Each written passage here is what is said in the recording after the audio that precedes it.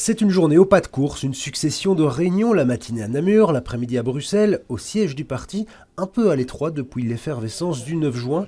Dans les prochains jours, la nouvelle ministre-présidente aura constitué son cabinet, mais ce n'est pas encore tout à fait le cas. Alors pour l'urgence, ce petit bureau fera l'affaire. Il faut s'habituer, hein. Il faut changer de vocabulaire en quelques jours, en quelques heures. D'abord hier, l'annonce, la presse, les JT, le nombre de SMS et de messages WhatsApp gigantesques. J'essaye de prendre le temps de répondre à chacun, donc ça met un peu de temps.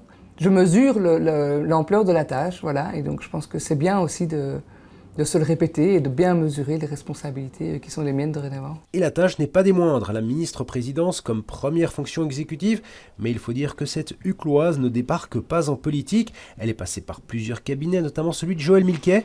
Quoi qu'il en soit, cela fait 20 ans que la Fédération Wallonie-Bruxelles n'a plus été dirigée par un ou une bruxelloise. C'est vraiment une belle nouvelle, je trouve, pour Bruxelles que je puisse être bruxelloise en étant ministre-présidente de la Fédération.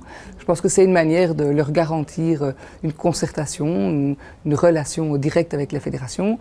Mais on disait de moi à la Mutu, et j'y tiens, que j'étais la plus wallonne des bruxelloises. Je pense qu'en tant que ministre de la Fédération, je dois me préoccuper tant des bruxellois que des wallons. Donc voilà, je ferai attention à ce que l'équilibre soit important. Alors à quoi ressemblera la pâte de Grise? Quels sont ses modèles en politique? Je ne suis pas du genre à essayer de recopier. Je me laisse inspirer par des lectures, je me laisse inspirer par des personnes, mais pas une ou deux personnes en particulier. J'ai envie de m'inscrire par exemple dans la lignée de Jean Allais, qui était l'ancien président de la Mutualité chrétienne, qui est décédé il y a quelques années et qui était effectivement un personnage que j'ai trouvé très inspirant. Pourquoi ? Parce qu'il avait une manière justement de voir l'action de chacun comme étant une petite pierre à l'édifice d'une société meilleure pour tout le monde. En tout cas, entrez dans le vif du sujet dès demain. Toute l'organisation, tu vois, gouvernement, parlement, les arrêtés, etc. Tout doit être nickel.